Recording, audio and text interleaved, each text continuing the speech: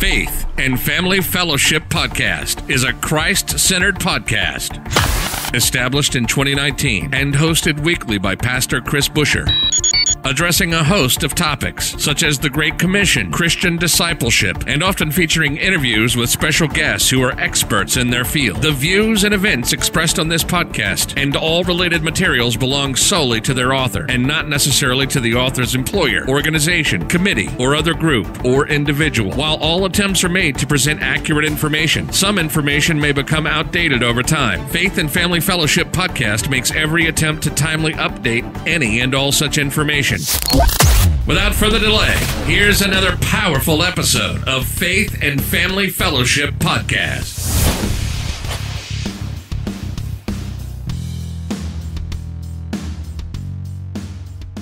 Welcome back to another episode of Faith and Family Fellowship Podcast. I'm your co-host, Dallas Montague. It's great to be back here in the studio today. It's actually been, I think, a few weeks since I've been recording. It's been pretty crazy here in my life in Brazil. Just a quick story. Recently, I found out that I was illegal here in Brazil, and it's been a crazy process for me.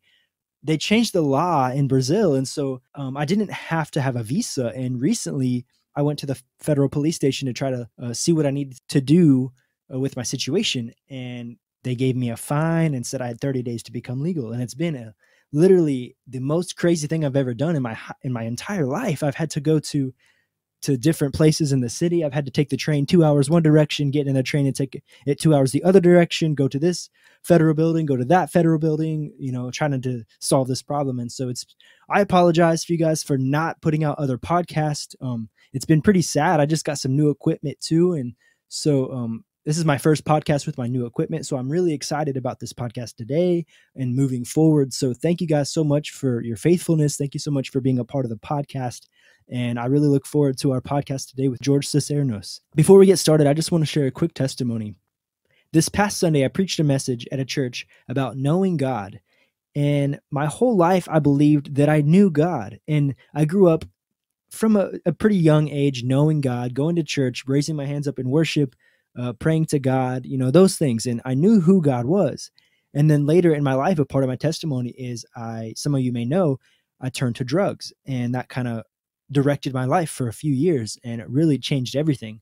It changed my family situation. It changed my life. Really, it changed my life in a horrible, horrible way.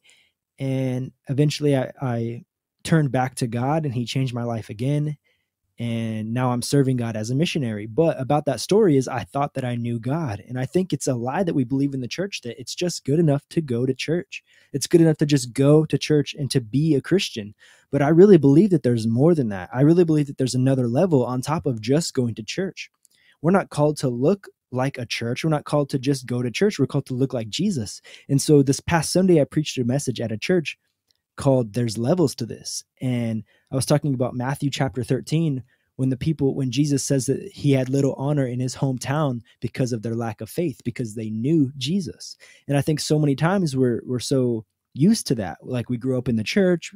It's common to go to church, and just sit in the church, all those things. But what really hit me is that those people, their lack of faith is because they thought that they knew Jesus. And Jesus wasn't allowed to do many miracles there. It doesn't say that he was able to do any. It just says he wasn't able to do many. And so I believe that there's another level. I believe that there's some people that went past just going to church. I believe there were some people who went past just knowing the scriptures. And I think there's levels to this, really. I think level 1 in our life is just living outside of the will of God. And I think level 2 is living in the permissive will of God, where God allows, but he doesn't prefer. It's a place in our life that says salvation, but not transformation. It's a place that says, I'm not where I used to be, but I'm not where I should be. And so many times we stay in that place of just salvation because we don't experience transformation. We get in this place where we think that we know God and that's it. I go to church, I raise my hands, I pray every night. And I did that too for many, many, many years. And I was still a drug addict. I was still in a life of drugs and sin. And so what I'm trying to say is that there's more. No matter how old you are, no matter what country you grew up in, no matter what language you speak, there's still more for you. Maybe you go to church every Sunday and Wednesday and you serve in the church, and maybe your dad's a pastor or you used to be an elder, whatever the case may be, there's still more for you. And so I just want to give you this message before we get into the podcast with George Sisneros today, is that there's still more. There's still higher levels for you. Never be content with just where you are. I'm in a time in my life that I just shared that it's a crazy, crazy time in my life right now, living in a country that's not my own, a language that I don't speak. They speak Portuguese here in Brazil. And it's just been the hardest thing I've ever done. Really, it's the hardest thing I've ever done. And there's still more. There's still higher levels for me to go. Yes, I've been serving God this entire year doing missions, but there's still more for me. There's still more. And I'm really excited about this podcast today with George Sisneros. George is a missionary in Guatemala, and he moved his entire family to Guatemala 8 years ago. And he's adopted 4 children in Guatemala. And I'm really excited for you guys to hear about his testimony, about the times, his stories there, the ministry that he started there, Ordinary Ministries. And before we get to it, I'm going to give you a quick word from our sponsors, and we'll jump right on with George. Thank you. You're listening to the Faith and Family Fellowship Podcast. We'll be right back after this quick word from our sponsors. After working as an engineer in a nuclear power plant division, Christian apologist M.C. Talbot accepted the call of God in his life to become a preacher and instructor in the African Methodist Episcopal Church. He has served in California and Maryland and continues to serve God's people in the great city of Orlando, Florida. Reverend Talbot has the right book for you. Whether you are a Christian new in your walk or not, his new book, Courageous Christianity for the 21st Century, An Introduction to Basic Christian Theology, will refresh and inspire you. Check out this book and others on his website, www.studyyourfaith.org. Are you looking for the best and easiest way to make money online? Join Robbie Blanchard in a free training at linctrader.com. That's linctrader.com. In this free training, Robbie will show you how to generate a passive income promoting informative products that people are just dying to use. Zero experience necessary to become a success with this system. Contact Robbie at linctrader.com today. You're not going to want to miss this free training. George, how are you today? Hey, Dallas. I am good. Thanks. It's great to have you here in the studio today. You're a missionary in Guatemala, is that correct? That's right, yeah. I'm excited to talk with you today about our conversations about your time in Guatemala. You and your wife went to Guatemala about 7.5 years ago, and I've been in Brazil for almost 5 months now, and so I'm excited for our conversation. Yeah, I'm excited too. To begin our podcast, can you just open up with your testimony, about 5 to 10 minutes, maybe in the beginning, of what led you to Jesus? Wow. What led me to Jesus? It's crazy because I feel like I grew up my whole life as a Christian. And I think what I felt that meant at the time was just, going to church as often as I could, praying before meals and trying not to sin a lot. Like that was kind of what I felt was my Christian life. But actually what happened was, I would say it was about 9 years ago. So it was 2010, November. I was just sitting alone in my basement. I remember I was watching my favorite football team, the Denver Broncos, and they just lost a game. And so I turned the TV off. I was just sitting in my basement. And I don't know why God chose to talk to me that day, but that day he chose to talk to me. And I will say that that's not something that has happened a lot or happens a lot, but I really felt God asking me, "Do you love me?" Mm-hmm. And I'm like, "Of course." George, can I ask you a question about that? Of course. Was that an audible voice, or was that a in your heart voice? No, it wasn't audible. It was just that was just a feeling that I was having. I felt like God was talking to me. It was this conversation I was having, really through my spirit, I guess, through my heart. Yeah, I had to ask because some people have some amazing testimonies of God audibly spoke to me in a voice. I'm like, okay, I got to know. So thank you. Keep going. No, that's all right. So, do you love me? And my knee-jerk reaction is, of course I love you. But then he asked me, do you love me more than you love your wife? And wow. I paused and, I know you have a girlfriend right now and, how much time, you love to spend time with her. I love spending time with my wife. We have coffee every morning. We cry with each other, we laugh with each other. And so, I obviously I want to be honest with God. And I said, I love my wife more than I love you. And then he asked me, do you love me more than you love your kids? And this time it just kind of rolled off my tongue quicker because, I adore my kids. Like I would die for my kids. We currently have 8 kids. We just adopted 4 kids just over a year ago. But if any one of my 8 kids needed my heart, I would give it to them. So I said, I love my kids more than I love you. And then he asked me, do you love me more than you love the Denver Broncos? Which is kind of a funny question, but before I really answered that with my heart, I had to think about it. I thought, I just watched my team for 3 hours straight. As you know, that's what a lot of Americans do, and people all across the world, right? They watch their team for hours on end, and every Sunday I did that, and I thought to myself, I've never spent 3 hours alone with God ever.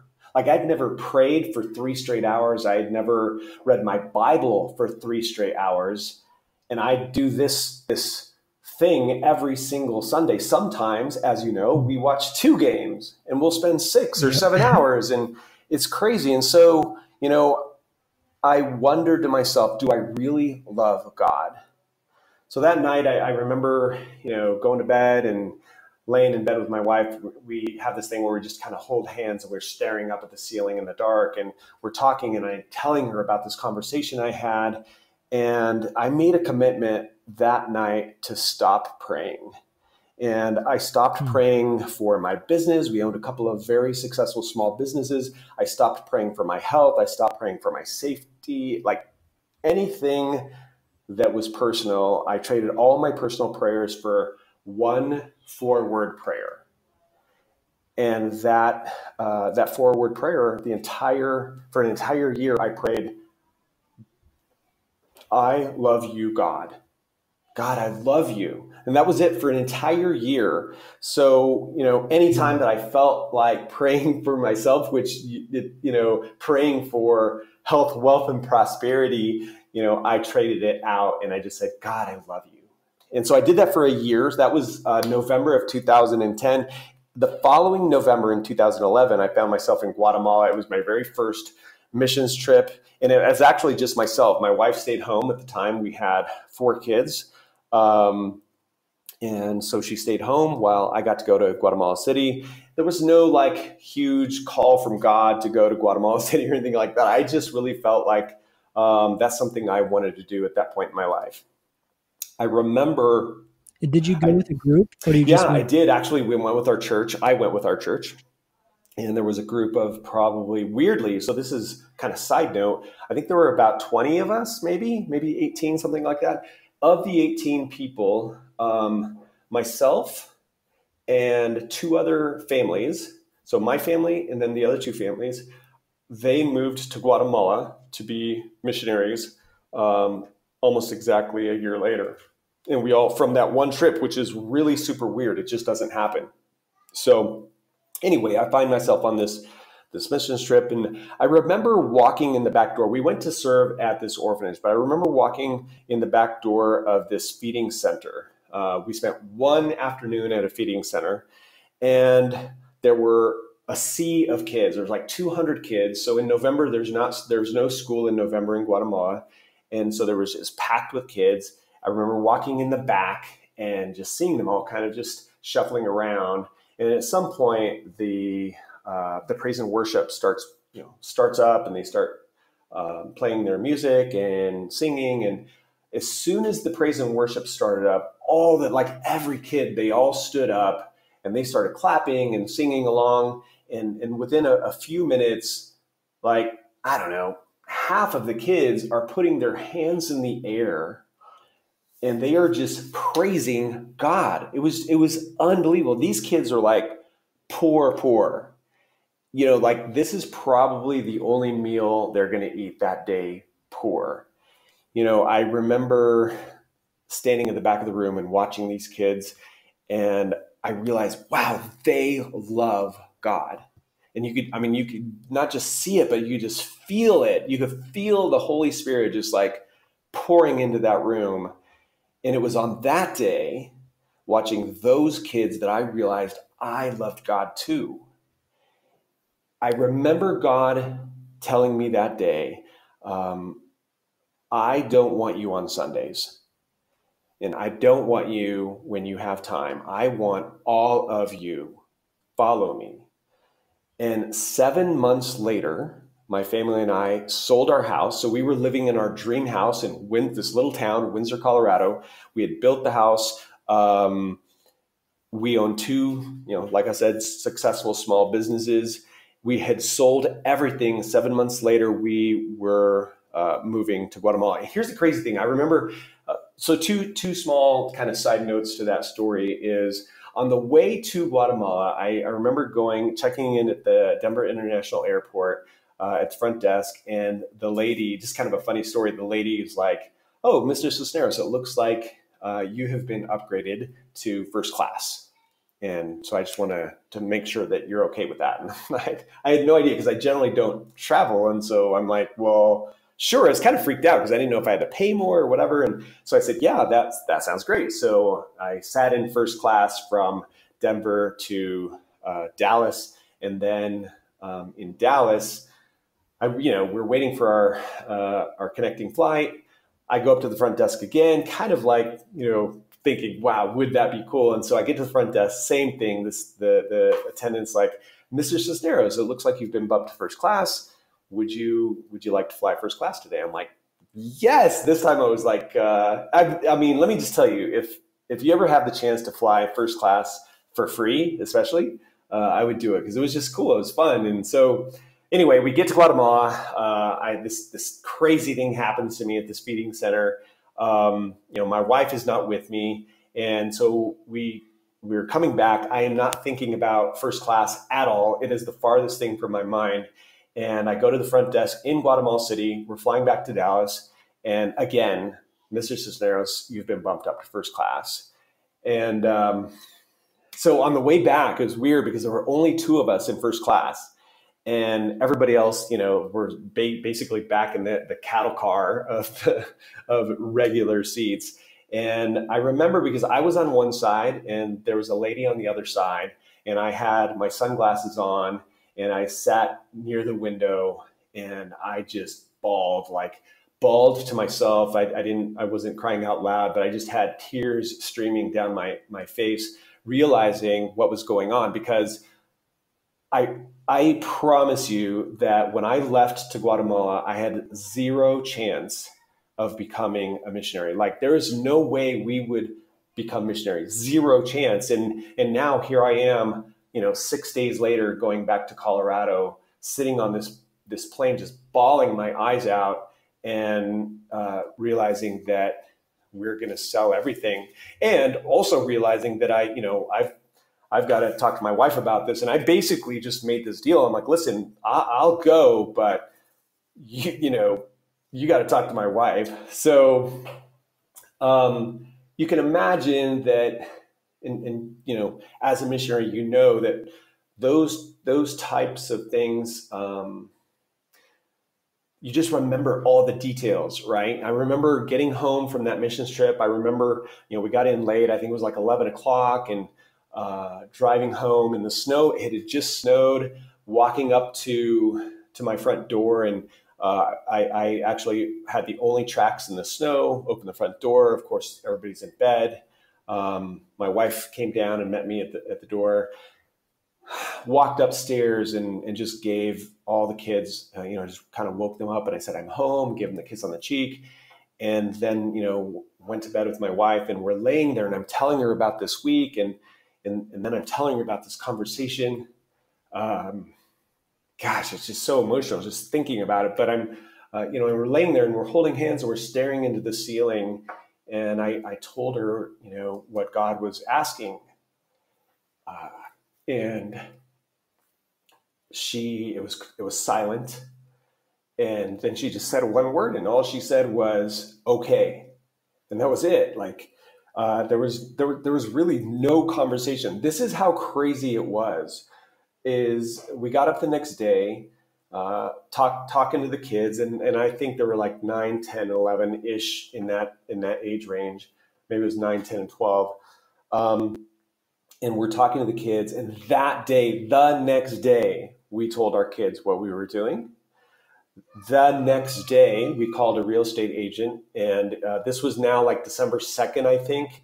And so we decided to put our house on the market after New Year's, after Christmas and New Year's. We put our house on the market early January, and we landed in Guatemala City 7 months later on July 12th. And that was the first time my wife had ever been to Guatemala, my wife and kids. And we have, she's still on her first missions trip, her first visit here. And so we've been here. So that's our story. Have you guys been back in the States since? We have. So we actually, for the first year, we decided to stay in Guatemala for a year and a half, so that we would allow our kids to kind of get acclimated to the country and just kind of get settled in. Because if we took them back, every 6 months, might be harder for them to get used to it. And so our kids were actually, crying. They didn't know what was going on. And I told them, I said, listen, if we're going to go for a year, and if this is not working out, and we'll have a family meeting, and if this doesn't work out, we will come back. And not only will we come back, because we sold everything, dude. So when we come back, we'll give you $500 to kind of rebuy the stuff that we're selling. And that kind of made these little kids, 9, 10, 11 years old. Yeah. So they're like, okay. So they were cool with that. And then a year later, we sat down. We actually are one of those, TV families that we actually have family meetings. We sat down with them, and they joked around at first, like, no, we want to go back. Where's the money? But then they're like, no, we don't. We love it. We want to stay. And so I don't even remember what your question was, but there you go. I have a few other questions with that, actually. First off, I'm really interested on why Guatemala, because, that's really interesting in my story, is why Brazil, so I'm interested in that. Second, about your children. It's one thing to go to do missions with yourself, another thing to do it with your wife. It's a whole nother ball game going to do missions with your children, and putting them in that culture, speaking another language, all those different things. So how did you overcome that? First answer the question with why Guatemala? So really, Guatemala is where I felt God was calling us. And here's the thing with our story, the truth of the matter is, and it's still this way today, we're kind of on this need to know basis. Like, he's like, follow me. And we're like, okay. So we did. Matter of fact, when we decided, and we're like, okay, let's go, we're going to be missionaries, we had zero idea what that even meant. Like, all of a sudden we realized, how are we going to live? Like, do we keep our businesses in the States going? Like, what do we do? We were just being obedient. And so, I really believe, Dallas, that really our obedience has made all the difference in everything that we've done, and every part of this ministry. We just keep saying yes, and he keeps moving us forward. So that's we just felt called to Guatemala. We felt like that's where he called us. Yeah. And the second, with your children there, first off, did your children learn Spanish as soon as they got there, or things like that? Yeah, so I actually have I have ancestry from Mexico as well as Spain, but my parents never spoke Spanish to us. It was just one of those things back in when I was born. It was a bad thing to speak Spanish in the United States, and so we never learned. I never learned. I didn't know Spanish. My wife is blonde hair, blue eyed. She didn't know Spanish. And not that matters, but so my kids didn't know Spanish. I think they knew like taco and burrito, things like that, but that's pretty much it. So we got to Guatemala, and we got here August 12th. So mid-August, maybe a week or 10 days later, was the beginning of school. And so there's a missionary kids school in Guatemala City that we enrolled our kids in. My wife volunteered there. And during that year of school, they took Spanish classes directly from Guatemalan nationals, which was really cool. At the end of 1 year, they almost knew no Spanish. Like it was just like the States. You take language classes in the States, and after 3 years, you're fortunate to find the bathroom. So we decided at this point, obviously our ministry is starting to get going, and so at this point we realized, listen, in order for them to be effective and for us to be effective, we have to get serious about learning Spanish. I actually was studying Spanish and learning it. But we enrolled our kids in a Guatemalan school. It was a private school, but it was a Guatemalan school where they just speak Spanish. And so in one semester, all 3 of my kids were fluent. And to this day, they actually they all speak better than I do. That's crazy. I love it. But dude, let me tell you, it was brutal. Like, it was absolutely brutal. Like, someone came home crying every day. And some days they all came home crying. They were, bullied because they were different and from another country and all that stuff. So it was hard. I'm not going to lie. It's hard. I want to cry every day, living in Brazil and not speaking Portuguese, and living in Asia and not speaking Thai or Khmer. But the good thing about Spanish and Portuguese compared to English, it's the same alphabet, Yeah. Where in Asia, it's completely different. Yeah. And so, yeah, I totally get where they're coming from. I couldn't imagine going to school where it's only speaking Portuguese. For me, like, that's insane. So it was sink or swim. Like, we basically threw them into the deep end, but they are so grateful. They have multiple times told us throughout the years, we're so grateful for that. And I know it's difficult to speak for your children, but with your family meetings that you have, do they consider themselves as missionaries as well, or just children who are parents are missionaries? So it's kind of this ebb and flow. So right now, my 2 boys, and actually all 3 of my kids were part of leadership at youth group at our church. And so they were, part of that. I don't think they would consider that necessarily missions work, but they're learning to be leaders. And so now just my 2 sons are doing it. My daughter has graduated from high school and she's working on writing and kind of trying to figure out where to go next. She does want to serve. She's looking at maybe India or Africa. And so, she's got plans. She would like to get into maybe India with like a teaching degree or a nursing degree, something. She'll need something like that. So she's considering those options. But no, I don't, I think it would be, here's the thing, Dallas, is, and this is just for you to consider also, just, as one day you'll get married and you'll have kids, and just, it's so important. And this is brutally important, is, we really felt like our first ministry that God gave us was when we were in the States, and that was to raise our kids to know and love Jesus.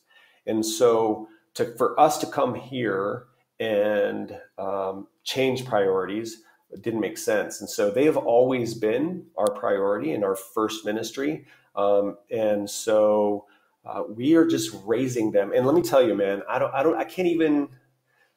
want to sound like I'm bragging. Man, my kids, they love God. They love Jesus. My oldest son, who graduates from high school this year, his gap year, he's going to be, he's applied for, I'm sure he'll be going to David Platt, his radical gap year. And so he'll spend, I think it's like 9 months in Virginia, and then they actually fly to a country somewhere in Asia where they've never heard the gospel, and they spend a month doing that and sharing the gospel. But they'll spend 9 months learning about missionary work and missions and stuff like that. So yeah, man, it's your kids can't help but get just get surrounded and saturated with the Holy Spirit, when they see it. Now, let me tell you this, they participate all the time. A lot of times they will translate for teams that come to visit us.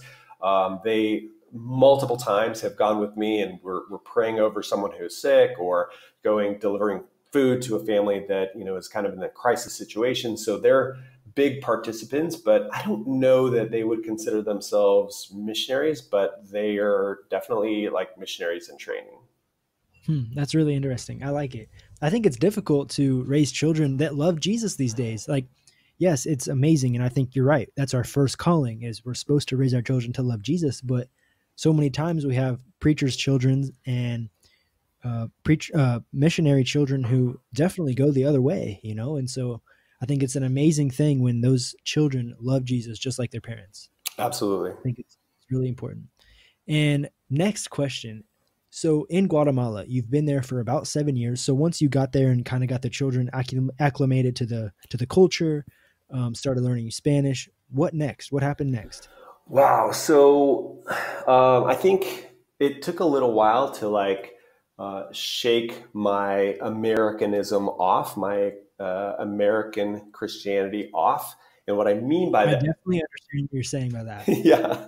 So here's the deal, man. I got to Guatemala. My kids are off. We got them settled. We were settled into this little house. They're off to school. My wife's off to school, and I am, again, we're just on a need to know basis. And I'm praying to God. And what I wanted to do, and if it was up to me, I was going to put all of our luggage in like one room and run out the front door and like build a house for some poor family, or go feed some people, or go, do something. I just felt like I needed to do something, because as Americans, we like want to accomplish stuff and we want to check things off our list. And I thought, I say this jokingly, but I kind of had this feeling like, man, give me like 2 years and I will like take care of Guatemala, and then we can find another country, And so I'm praying about it and praying about it. My wife's praying with me. And this is what kept coming back. And I'm like, are you sure? Like, but, are you sure? But what kept coming back was, I want you to spend time with me. Like, remember, I just spent an entire year, telling God I love him, and falling, really what it came down to was falling in love with God for the first time. And so now he's like, just spend time with me and learn Spanish. And so, dude, think about this. And I feel your pain, but for 6 months, all I did was read the Bible, pray, and study Spanish for 6 months straight, which we came about 65% financially supported with some savings from selling our businesses. And so can you imagine these donors? They're like, so like, what's going on? But in 6 months, and that's all I was doing.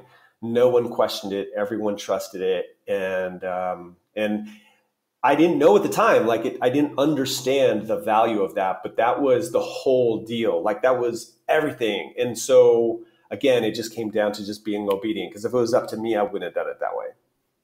Yeah. So wow. We get to, so now this, we got there in July. So in January, I started visiting this village that is out in the mountains of Guatemala, and just getting to know people. I met the principal of the school, and, it was crazy because, in the beginning we had no resources. As a matter of fact, we were draining our savings every single month, and it was a big hole, and it was draining fast. And we knew we had about 2 years of savings to go along with our support that, we're going to run dry at some point. But all we had to offer, which again was just amazing love by Jesus, all we had was prayer. And so we would just get to know people, and we're like, how can we pray for you? And then we would hear, then before you know it, people are like, hey, could you guys come pray for my grandma? Or could you guys come pray for my husband, or whatever? And so that's kind of how it started. We just started out, praying for people. So that's how that built up who we were. That told people who we were. We were here to just pray for people. And I mean, crazy as it is, we saw actual miracles. Like, we saw people who should have died live.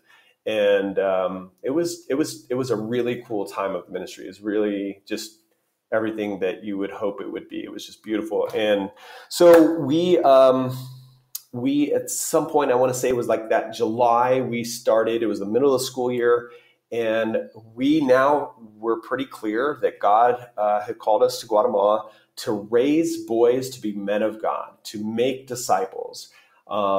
We felt that if we were to teach, some of the older men in the community and teach them the Word of God, that it would just be harder, they have more habits that are harder to change, and they've got busy lives. And so we just were like, okay, let's go to the beginning. Let's raise them up from a younger age. And so again, we didn't know why, but we just started doing that. So we started a boys academy, which is basically an after school program where we had about 80 boys come throughout the week. We started out actually at the elementary school, where we would teach them, we would feed them a hot meal.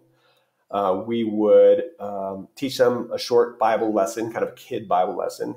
And then we would help them with their homework, and we'd play soccer. And that was kind of what we did for that first year.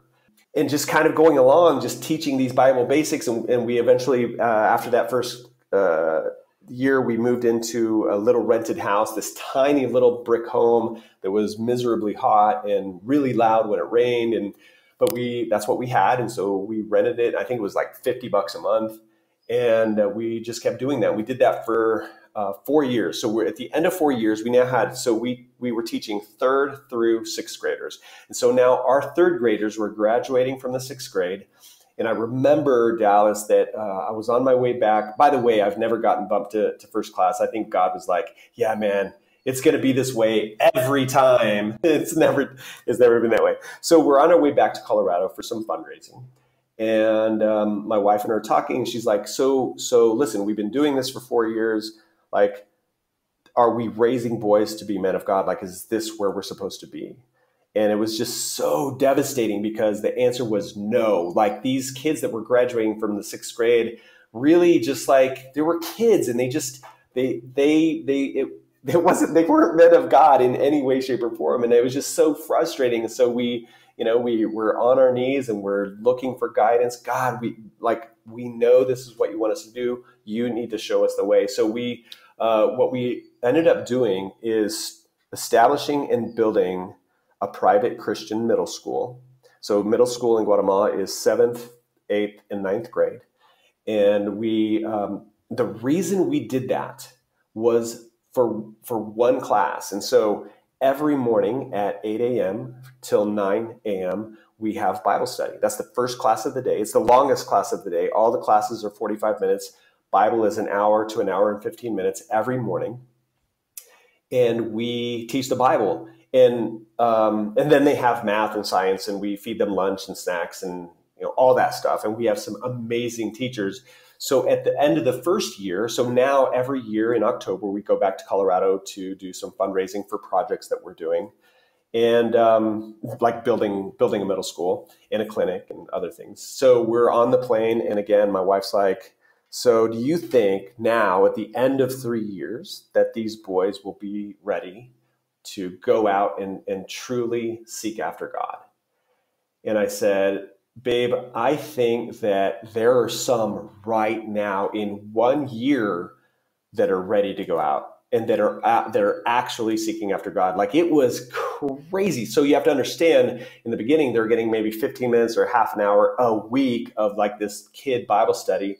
So what we decided to do is we teach directly from the Bible. We don't have any kind of, teenage, I don't know, curriculum, how to be a good kid, all we do is read directly out of the Bible.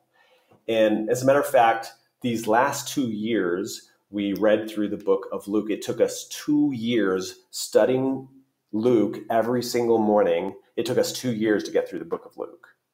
So we go pretty deep. Like, some days I'll go in with this, long message, that covers, 2 or 3 pages. And I end up reading, one scripture, one verse, and we spend an hour on that, just praying over and talking about and learning from God about that one verse.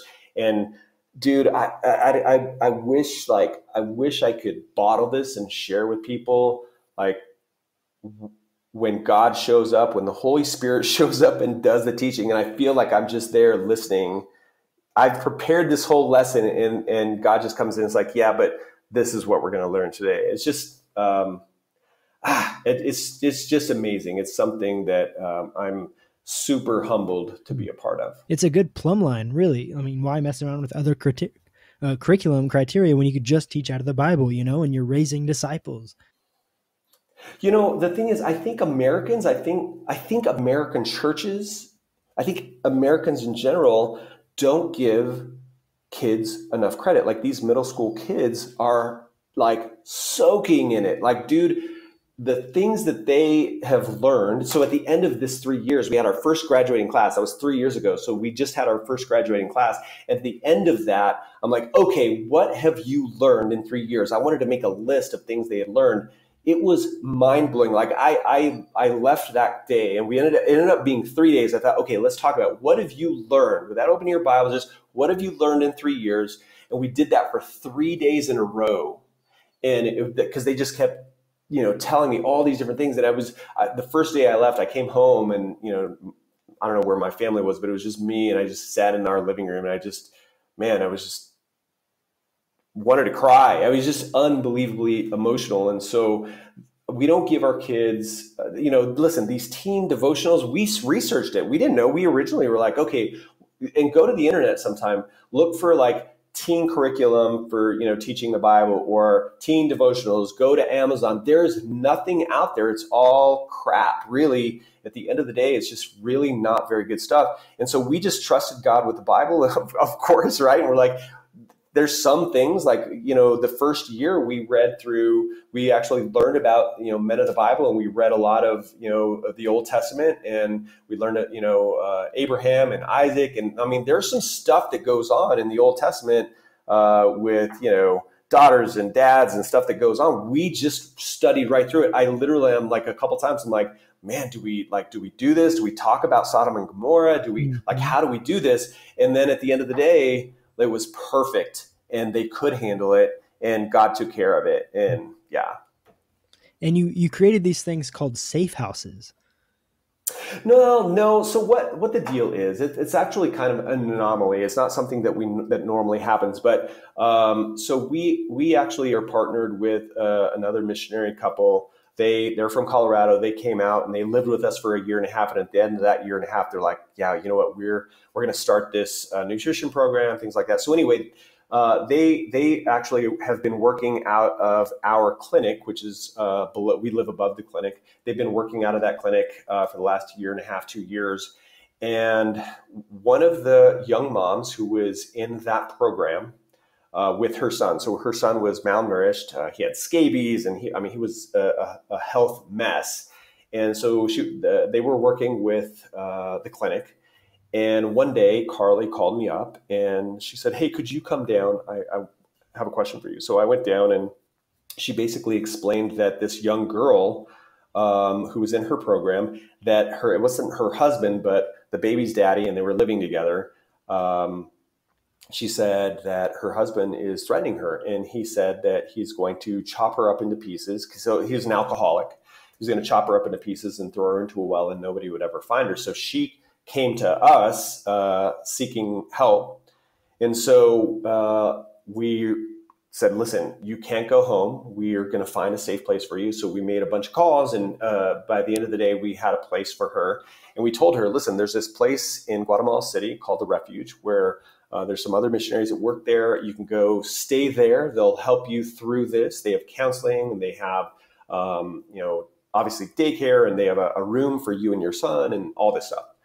So, we're excited about it, and we're telling her about this. And she said, well, I'm going to give him one more chance. And then if he does it again, I'll go. And of course, we're just like, ugh, like we know what that means. Yeah. So, Carly she was an emergency room nurse in Colorado. And so she had seen this before, and she's like, Heidi, listen, if you do this, I've worked in the emergency room, and when the girls come back, they're usually beat up, and then she just told her, or they're dead. So, I really want to encourage you to go to Guatemala City. So she didn't. She went back home, and then I think it was like 2 days later, Carly had left. She and her husband went back to the United States just for a couple of weeks, and our neighbor called and said, "Hey, Heidi would like to talk to you." And I went and I talked to Heidi, and she said, hey, I want to go. And she had talked about suicide. She said she wants to kill herself and she wanted to kill her son. And she said, so I'm worried and I want to go to this safe house. So anyway, we took her to the safe house, and she, long story short, she spent 8 months there, and it was absolutely amazing. She literally just left the safe house about, I don't know, maybe a month ago. And so we've helped her get set up at her mom's in a room, and, getting her set up with beds and clothes and things like that. So she's doing really, really well. I'm super proud of her. But, things like that's clearly has nothing to do with our middle school. But that, as as a missionary, that stuff just happens all the time. It's like, we live in this tiny little village in the mountains of Guatemala. And so people are at our door, periodically. So. Wow. Incredible. And you said that you have adopted 4 children from Guatemala. We have. Dude, wow. So, how do I say this? So it's been a year. So November last year is when we adopted them, and they're 4 siblings. Their dad was abusive, and as a matter of fact, he was, last time we knew, in court for trying to sell a daughter from another marriage, trying to sell her. And they're both alcoholics, and had given the 2 older kids away, and so all this stuff. So anyway, we were able to adopt them a year ago, and I don't even know how to say this other than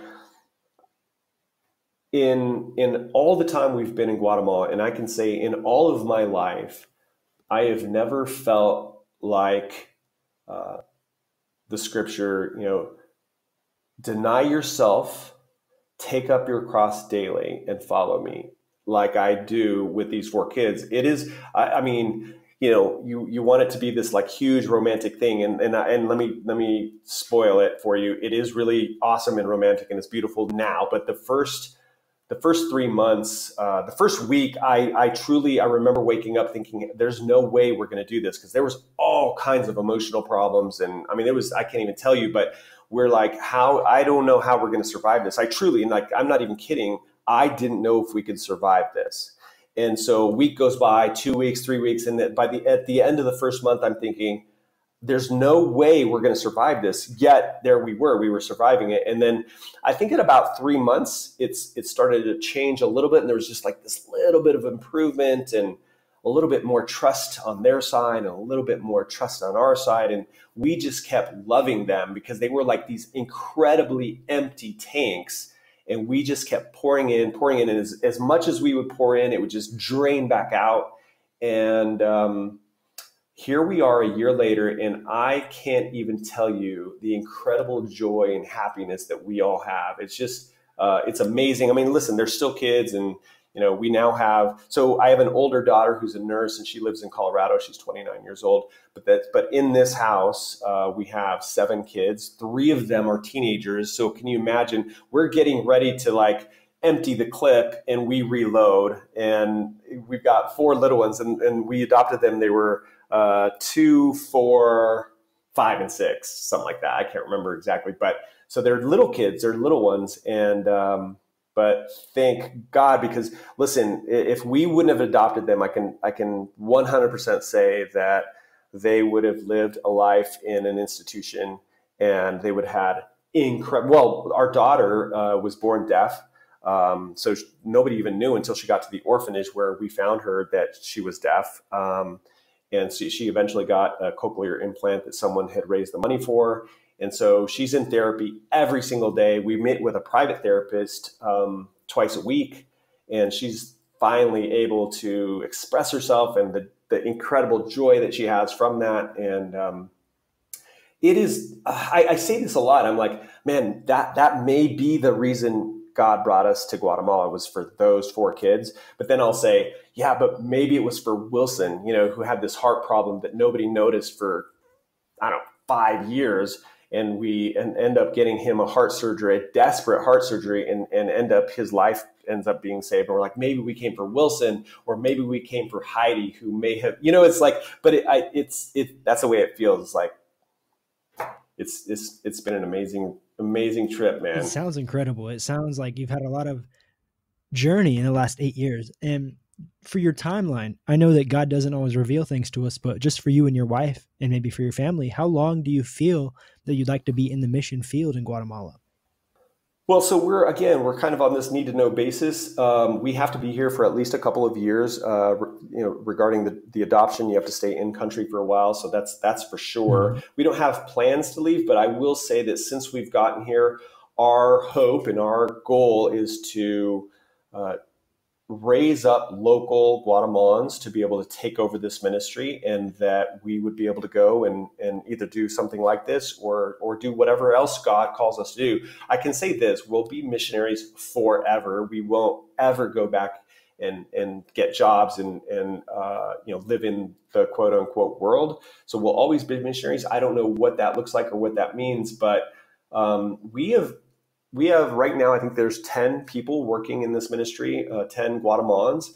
And so the Bible study for the young kids, we still have the elementary program that is taught by and run by a Guatemalan. Pretty much everything except for English class, which I teach twice a week, but I am working on getting that transferred over. We actually have a Guatemalan who is fluent in like 5 languages. He's just amazing. And then the only thing left is teaching Bible in the morning. And until God reveals someone to me, until somebody steps up, and it might be somebody that we're growing right now, it might be somebody in our ministry, like in our boys academy, who is going to graduate, and we've been open to that. So we don't know what that looks like, but that's really the last piece, because we don't want to be the guy. God is the guy. And so we just want to be obedient, and we want to do it in a healthy, loving way. So yeah, I absolutely understand. George, it's been amazing to speak with you. It's been amazing to hear your story, hear your testimony, hear how God has changed your life and your children's life and the people who you've been working with in Guatemala. Well, listen, man, it's always, for me, it's always just, I'm excited to brag about God and everything that he's been doing, and like all the glory to him. We feel humbled and privileged to be here doing what we're doing. And just for our listeners, if there's a way that they can research you, a way that they can find you, do you have a website, social media platforms? How can they contact you? Yeah. So listen, if people want to reach out to us, or if they have any additional questions or anything like that, we just love sharing, like I said, what God is doing. And so you can go to our website, our ministry page. It is Ordinary Missionaries. So just regular, ordinarymissionaries.org. And you can find us on Facebook under the same name, Ordinary Missionaries. You can find us on Instagram under the same name, ordinary_missionaries. But and sign up for our newsletter. We would love to keep in touch with you. We send out a newsletter probably once every 3 weeks. So it's kind of more like a newsletter snack. And I would love to answer any questions and really just encourage people. So here's the whole goal of our newsletter is to encourage people in their walk with God. So I want them to be able to say, wow, like this guy from Colorado who is not a pastor, he's never, had training as a pastor or Bible. And here's a guy that is following God, and he's doing it in a way that's just being obedient. That's it. And if he can do it, I can do it. And you certainly don't have to come to Guatemala, and you certainly don't, really, in my opinion, I don't feel like you have to leave the United States. I think, honestly, the United States is in need of missionaries as well, because I think that maybe we're off course a bit in some areas. So, yeah. Thank you so much, George, for being a part of the podcast today. Awesome. I appreciate it, Dallas. And if you wouldn't, I don't know if you can put maybe in the show notes just a link to our website and maybe our email or something like that. Yep, I have that. And George, to be able to end the podcast, would you be able to pray us out? Absolutely. I would love to. All right. Father, we love you. Thank you for this day. Thank you for trusting us with this ministry. Direct our steps, Lord. Put the people in front of us that you want us to love. Open our eyes and just make it super clear to us. Make it obvious that they are the person that you want us to love today. We can't do this without you. We can't do life without you. We can't do ministry without you. God, thank you for blessing this time that I had with Dallas. I pray for him and the work that he's doing there, and that he would be able to continue to glorify you in your name, Lord. May it always be all about you. Keep us humble and continue to break our hearts. We love you, Lord. In your name, amen. Amen. You've just listened to the Faith and Family Fellowship Podcast with your host, Pastor Chris Busher. Faith and Family Fellowship Podcast was recorded live in studio with final editing made before uploading. Subscribe today to Faith and Family Fellowship Podcast on iTunes or Google Play. For more fantastic daily content, visit Pastor Chris Busher online via Facebook, YouTube, and Instagram. Don't miss the next episode on Faith and Family Fellowship Podcast.